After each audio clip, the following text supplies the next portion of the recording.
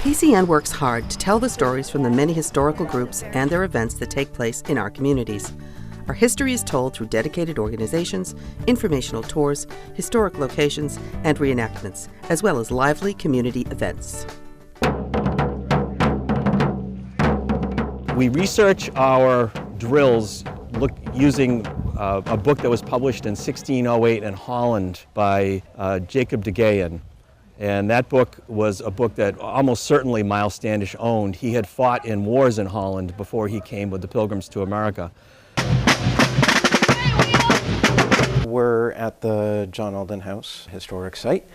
Minute companies and militia from Duxbury, Plymouth, Kingston, and surrounding towns kind of descended on Marshfield, where there was a garrison of Redcoats in Marshfield. Shots were not fired, but the Redcoats got away. They got on ships and they got back to Boston. Plymouth Antiquarian Society operates 3 historic house museums. So we have everything from 18th century to the 20th century dresses, shoes, hats, all sorts of accessories. It's a beautiful federal style house that was built in 1809 by Ezra Weston II. He was a shipbuilding magnate as well as a merchant, and it really is a testament to the heyday of shipbuilding here in Duxbury. The Adams trustees have worked very hard to get the building open, to have the community come in and use it, to come and be a part of this great, beautiful building. For hundreds of years, from the 1700s on, ships have been built here in Kingston. And these 2 buildings represent that long history. This was originally known as the Annis Lot. That's what it was called before the house was built in 1685 by Robert Barker Jr. This building was built in either 1853 or 1854, and it became a schoolhouse in 1854 for the town of Pembroke. Early 18th century. Before it was Burial Hill, it was known as Fort Hill. The most fortified area was right at the top of Burial Hill. Kind of main settlement area kind of ran down from Burial Hill down what's now Leyden Street. The Mayflower with those masts sticking up on the waterfront is the iconic picture of what this town is all about. Plymouth Plantation's different sites tell different aspects of the history of Plymouth and slightly different time periods, so we're really excited to be able to share, kind of to integrate technology and a little math and a little physics with history. The most notable artifact here, in my opinion, is the Pembroke Resolves, which was the first public body that assembled for the independence of our country. It was the forefather to the Declaration of Independence. We have some pretty remarkable history in the town, and we're very proud of it. Our lives are intertwined with the habitats and species native to Southeast Massachusetts. It is this information and knowledge that people in our communities work hard to protect through education and outreach.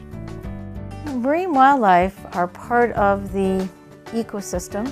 They're part of the biodiversity, the rich biodiversity in this area. And as we know, healthy ecosystems, healthy planets have a large number of different types of species or organisms. And the more organisms or the higher your biodiversity, the healthier the planet, not just for them, but also for us.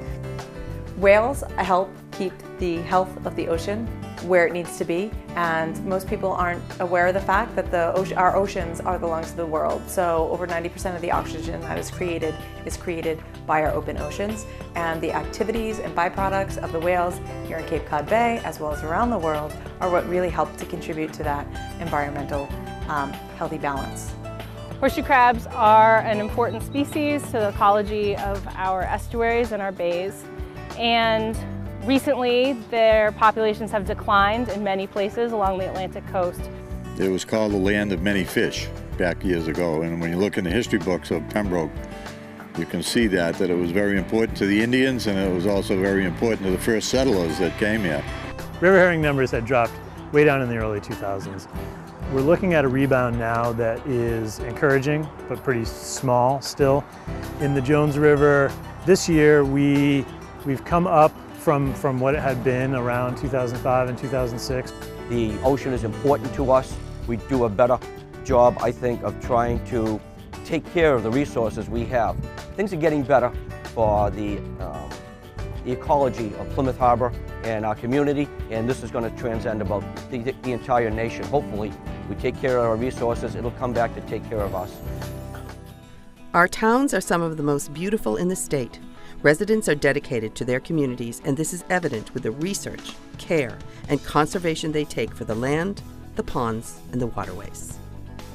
This property was donated to us by the Tucker family back in 1993, and it's one of many examples of families in southeastern Mass who have recognized the importance of conserving open space.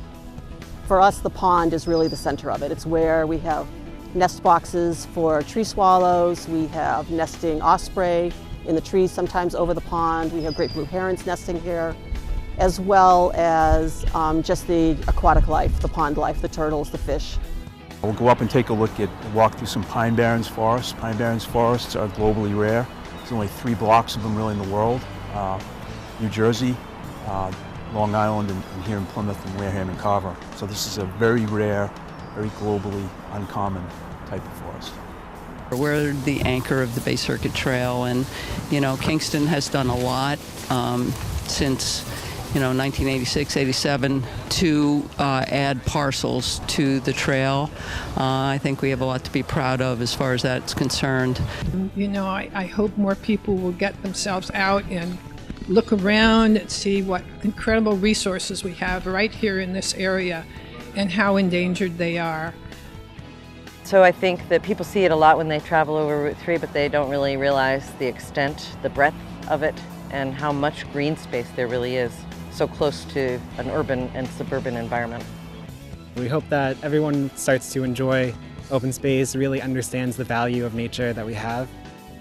The more people that we have outside, hands-on, in the field, the more support we're going to have for conservation, and the more people are going to value that as a community aspect.